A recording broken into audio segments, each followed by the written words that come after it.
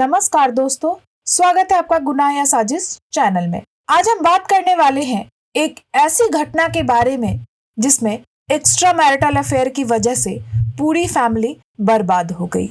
यह एक बहुत ही दुखद घटना है। एक्स्ट्रा मैरिटल अफेयर की इतनी बड़ी कीमत चुकानी पड़ी जिसकी हम कल्पना भी नहीं कर सकते। यह अफेयर एक बहुत बड़ी भयानक ट्रेजेडी में बदल जाती है और इसका अंत तीनों की मौत से होता है। सबसे बढ़कर इस केस में पुलिस को इन तीनों की मौत के लिए जिम्मेदार कातिल और सबूत सब कुछ मिल जाता है, मगर फिर भी पुलिस इन तीनों मौतों के लिए किसी को सजा नहीं दिलवा पाती। केस तक बंद कर दिया जाता है। तो आखिर ऐसा क्यों होता है? पुलिस को कातिल मिलने के बाद भी केस क्यों बंद करना पड़ता है? इस केस में मरने वाले कौन थे? उनको मारने वाला कौन था और उनकी मौत के पीछे की वजह क्या थी? इस शॉकिंग केस की पूरी कहानी क्या है? चलिए जानते हैं सब कुछ डिटेल में इस वीडियो में। कहानी में आगे बढ़ने से पहले जल्द से जल्द गुनाह या साजिश चैनल को सब्सक्राइब कर बेल आइकन दबा लीजिए ताकि जब भी मैं कोई नई वीडियो डालूं उसका अपडेट सबसे पहले आपको मिल जाए। तो चलिए पूरी घटना को हम जानते हैं। इस कहानी का सबसे अहम किरदार है डॉक्टर रेवंत। डॉक्टर रेवंत कर्नाटका के चिकमंगलुरु जिले के कादूर नाम की जगह पर रहते थे। इसी शहर में उनकी एक डेंटल क्लिनिक भी थी। रेवंत के साथ उनकी पत्नी कविता बिंदु भी रहती थी। इस पति पत्नी के 2 बच्चे थे, जिनमें एक की उम्र लगभग 5 साल और दूसरे की उम्र 11 महीने थी। रेवंत अपनी बीवी बच्चों के साथ बहुत ही खुशीपूर्वक जीवन व्यतीत कर रहा था, मगर यह खुशी बहुत लंबे समय तक नहीं टिकती। फरवरी 2020 में इस परिवार में कुछ ऐसा होता है जिससे एक पल में पूरा परिवार तबाह हो जाता है। रोज की तरह 17 फरवरी 2020 की शाम रेवंत अपने क्लिनिक के लिए निकल जाते हैं। क्लिनिक पहुंचकर थोड़ी देर काम करने के बाद शाम के 6:15 पर वो अपनी पत्नी कविता को फोन करते हैं और बच्चों का हालचाल पूछते हैं। फिर थोड़ी देर बात करने के बाद रेवंत फोन रख देते हैं। फिर रोज की तरह 8 बजे के आसपास रेवंत अपने काम से वापस आ जाते हैं। रेवंत के काम से वापस आते ही रेवंत की पड़ोस में रहने वाले लोग अचानक से रेवंत के चीखने चिल्लाने की आवाज सुनते हैं। आवाज सुनकर सभी लोग भागते हुए रेवंत के घर आते हैं। वहां का नजारा देखकर लोगों के पैरों तले की जमीन खिसक जाती है। घर के अंदर फर्श पर रेवंत की पत्नी कविता बिंदु की खून से लथपथ लाश पड़ी हुई थी। घर का पूरा सामान बिखरा पड़ा था। ऐसा लग रहा था कि घर में लूटपाट हुई है। लोग तुरंत कविता के पास भागते हुए जाते हैं। कविता को अस्पताल ले जाने के लिए भागना शुरू कर देते हैं, मगर अब तक काफी देर हो चुकी थी। लोग पाते हैं कि कविता की जान अब जा चुकी है। 2 मासूम बच्चों को छोड़कर कविता इस दुनिया से जा चुकी थी। तुरंत ही इस घटना की जानकारी रेवंत द्वारा पास के ही पुलिस स्टेशन में दे दी जाती है। जानकारी मिलते ही पुलिस की टीम भी मौके पर पहुंच जाती है। घटना की गंभीरता को देखते हुए फॉरेंसिक टीम को भी बुला लिया जाता है। इधर पुलिस जरूरी कागजी कार्रवाई पूरी करने के बाद कविता के शव को कब्जे में लेकर पोस्टमार्टम के लिए भेज देती है। रेवंत के बयान पर इस मामले में एक FIR भी दर्ज कर ली जाती है। रेवंत बताता है कि कविता की हत्या किसी लुटेरे ने की है, क्योंकि घर से कई कीमती सामान और ज्वेलरी गायब है। रेवंत के मुताबिक पहले लुटेरे जबरदस्ती घर में घुस आए, फिर लूटपाट करने लगे, जिसका शायद कविता ने विरोध किया होगा। इसी के चलते लुटेरे ने कविता का गला काटकर उसकी हत्या कर दी और फिर जरूरी कीमती सामान लूटकर भाग गए। इस बयान के आधार पर FIR दर्ज करने के बाद पुलिस वाले अपनी जांच शुरू करते हैं। शुरुआती जांच लूटपाट के एंगल से की जाती है।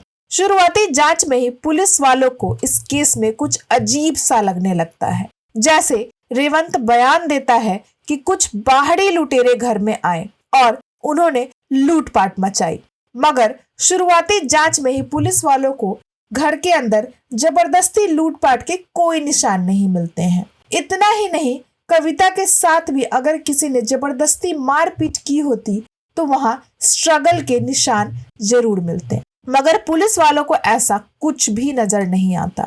घर से कीमती जेवर जरूर गायब मिलते हैं। घर के अंदर फोर्स एंट्री के भी सबूत नहीं मिलते हैं। पुलिस का शक रेवंत पर होने लगता है, मगर पुलिस वाले फाइनल पोस्टमार्टम की रिपोर्ट के आने का इंतजार करते हैं और तब तक अपनी जांच लूटपाट के एंगल पर ही जारी रखते हैं।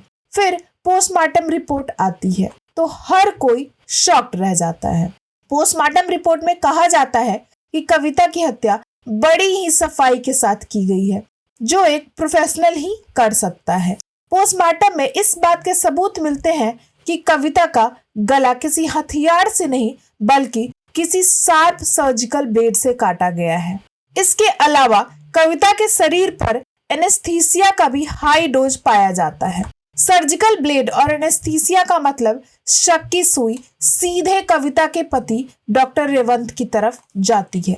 फिर भी पुलिस वाले जल्दीबाजी में कुछ भी कदम उठाने से पहले रेवंत के घर तक आने वाले सभी रास्ते और आसपास के सीसीटीवी फुटेज खंगालने का फैसला करती है।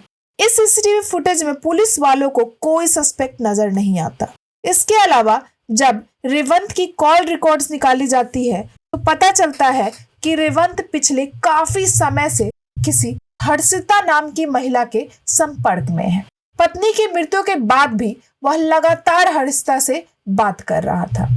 अब तक मिले सभी सबूत इस बात की ओर इशारा करने लगते हैं कि शायद रेवंत का हर्षिता से अफेयर है और इसी एक्स्ट्रा मैरिटल अफेयर के चक्कर में रेवंत ने अपनी पत्नी की बेरहमी से हत्या कर दी है।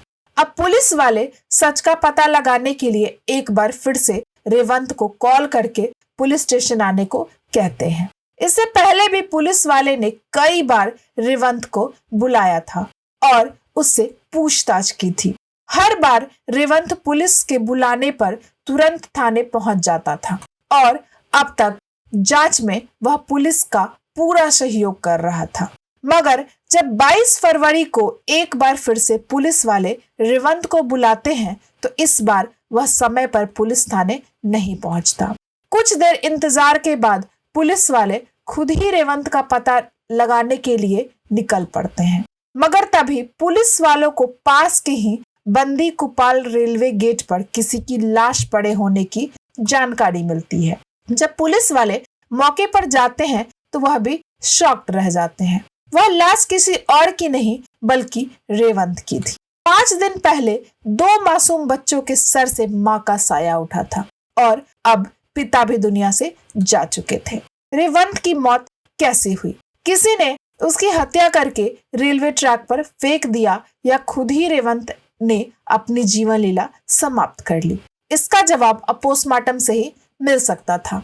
इसीलिए पुलिस वाले लाश को कब्जे में लेकर पोस्टमार्टम के लिए भेज देते हैं। दूसरी तरफ केस को जल्द से सॉल्व करने के लिए अब पुलिस इस कड़ी में शामिल तीसरे किरदार यानी उस महिला की तलाश में लग जाती है जिससे लगातार रेवंत फोन पे बातें कर रहा था।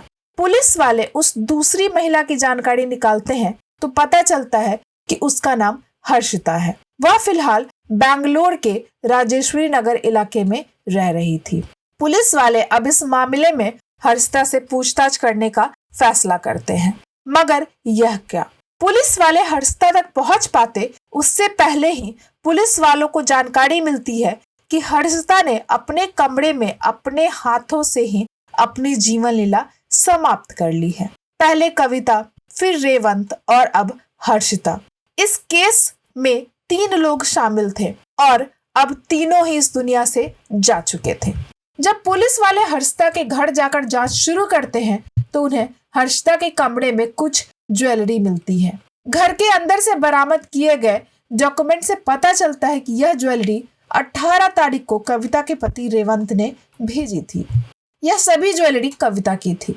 इसके अलावा भी पुलिस वालों को कविता और रेवंत की मोबाइल से कई अहम जानकारियां भी मिलती हैं।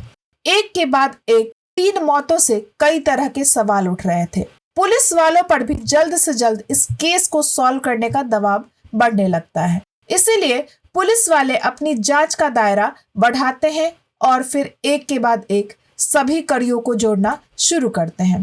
फाइनली कुछ दिनों के अंदर अपनी जांच पूरी करने के बाद पुलिस की ओर से इस केस से जुड़ी एक और हैरान कर देने वाली सच्चाई सामने आती है। पुलिस द्वारा जांच के बाद किए गए खुलासे के मुताबिक कविता और रेवंत की शादीशुदा जिंदगी काफी अच्छी चल रही थी। दोनों काफी खुश थे।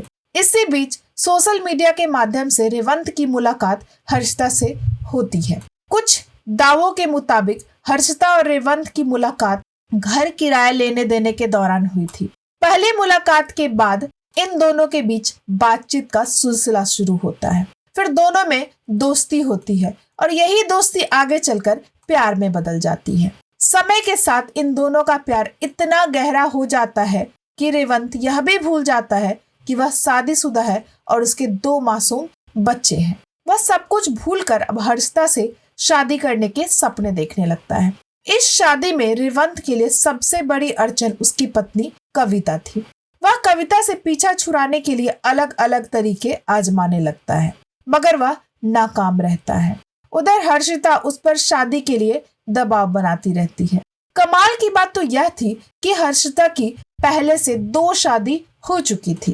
पहली शादी लगभग 2010 के आसपास हुई थी, लेकिन वह शादी ज्यादा समय तक नहीं टिक पाई और पहले पति से हर्षिता का डिवोर्स हो गया था। फिर उसने अपनी दूसरी शादी सुंदर नाम के व्यक्ति से की थी। सुंदर और हर्षिता का एक बच्चा भी था। यह तीनों बैंगलोर में ही एक साथ रह रहे थे। इसके बावजूद अब हर्षिता रेवंत से शादी करने को बेचैन थी। जब हर्षिता का दबाव ज्यादा बढ़ने लगता है तो रेवंत पत्नी को मारकर रास्ते से हटाने का खौफनाक प्लान बनाने में लग जाता है।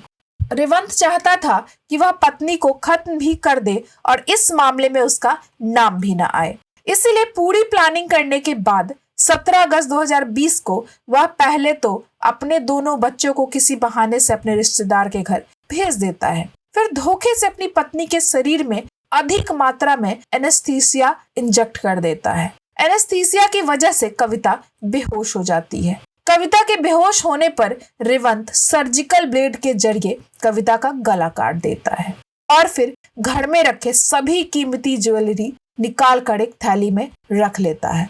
यहाँ तक कि मरते समय कविता ने गले में जो हार पहना हुआ था, रेवंत वो हार भी निकाल कर अपने साथ ले जाता है और फिर उसे अपनी गर्लफ्रेंड हर्षिता के पते पे भेज देता है। फिर बड़े आराम से अपने क्लिनिक से वापस आकर चीखने चिल्लाने का नाटक करता है और पुलिस वालों को लूटपाट की झूठी कहानी सुनाकर गुमराह कर देता है। उधर कविता के मरने के अगले ही दिन यानी 18 अगस्त 2020 को घर से गायब किया हुआ पूरा सोना हर्षिता रिसीव कर लेती है। पुलिस वालों के बयान के मुताबिक रेवंत को लगने लगता है कि अब वह पुलिस की पकड़ से नहीं बच पाएगा और उसका सच दुनिया के सामने आ जाएगा। तो बस इसी डर से वह पुलिस के बुलाने के बाद पुलिस थाने जाने की बजाय रेलवे ट्रैक पर चला जाता है और चलती ट्रेन के आगे कूदकर आत्महत्या कर लेता है। कविता का केस थोड़ा हाई प्रोफाइल था और लोकल लेवल पर इसकी खबर मीडिया वाले लगातार चला रहे थे। इसीलिए कविता के पति रेवंत की मौत की खबर न्यूज में आ जाती है। इस बात की जानकारी न्यूज के माध्यम से हर्षिता को भी हो जाती है। अब उसे डर सताने लगता है कि हो न हो पुलिस अब उस तक पहुंच जाएगी और फिर उसे जेल जाना पड़ेगा। बस इसी डर से रेवंत की मौत के कुछ ही घंटों बाद हर्षिता भी अपने कमरे के अंदर रखे पंखे से लटक कर अपनी जीवन लीला समाप्त कर लेती है। कुल मिलाकर एक नाजायज रिश्ते के कारण 3 लोगों की जान चली जाती है। इस पूरे मामले में पुलिस वालों को कविता के मरने की वजह और कविता को मारने वाला भी मिल जाता है। इसके बावजूद पुलिस इस केस की फाइल बंद कर देती है क्योंकि अब इस पूरे मामले में प्राइम सस्पेक्ट रेवंत और हर्षिता ही इस दुनिया से जा चुके थे। ऐसा कोई और व्यक्ति नहीं था जिस पे इस केस को चलाया जा सके।